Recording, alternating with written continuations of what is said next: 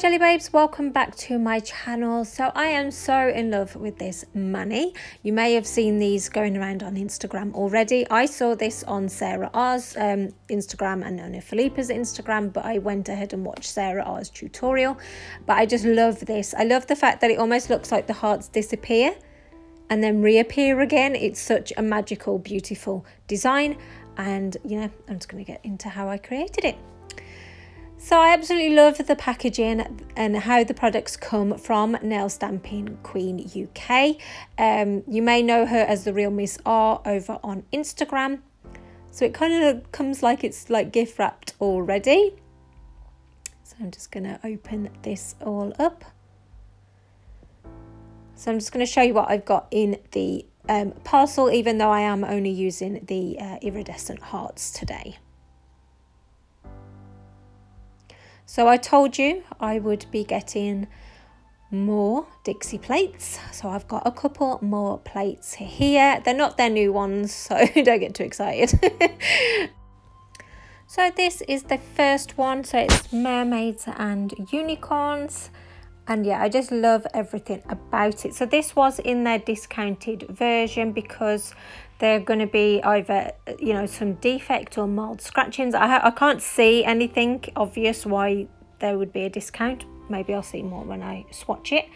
And this one is half price at the moment, and it's just got some really pretty images on it. So I grabbed that one as well. So these are the hearts, and this pot is absolutely packed with them as well. So I've just got them out so you can just see all the different sizes and all the different colours that come through. It's like a little pastel rainbow, gorgeous. So prepping your nail for a manicure, you would obviously file it and buff it and get ready and cleanse it. Then I'd come in with a primer, which is going to provide an extra tacky layer. And basically you just leave that to air dry. Then I'm going to be using these Kiki London rubber base coats just because they are thicker than a normal gel top coat. Sarah R did use like a builder in a bottle version, but I'm just going to be using this and see how I get on. And then I'm going to be using Kiki London polish as well. So let me just put that down. So this is BL04 and it's called Zesty Blue. So I'm going to go ahead and apply 2 coats of this, nice and thin. So you'll see at the end of the video, I did do these over quite a lot of bases, and I thought I'd do it to help me pick the colour that I would eventually go for. And to be honest, it made the choice so much harder. So in the end, my Jelly Junior walked in. In fact, he's not junior anymore, he's a teenager. My youngest jelly teenager walked in, and I asked him to look and just pick a colour, and whichever one he picked, I would use that. So let me know if you think he picked right. I will be showing you the different swatches, the different base colours, sorry, that I used at the end of the video. As much as he hates being any part of his mum's nail channel, I do actually think he's got good taste. I think he picked well. So what you're going to want to do now is you would have applied obviously the top coat and you wouldn't have cured it. Then you just want to get your hearts and place it onto the nail. Sarah R did advise that you kind of keep it away from the edge of your nail. Just obviously it's going to make it easier for filing afterwards.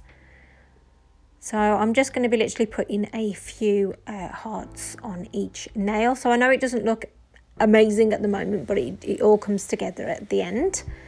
So you'd want to go ahead and cure that now. And then I'm going to go in with the rubber top coat again, just to sort of encapsulate this all in. So you can see I'm putting the brush in all sorts of directions to make sure that it's fully covered.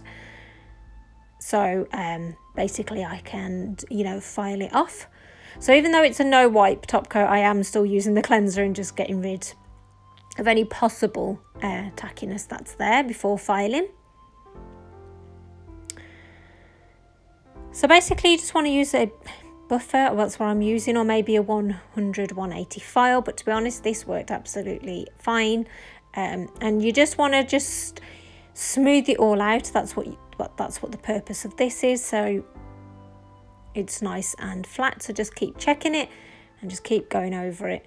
Don't like really rub hard on it because you could end up pinging the hearts off. I did have that happen when I was like rushing with the base coats before I started this mani.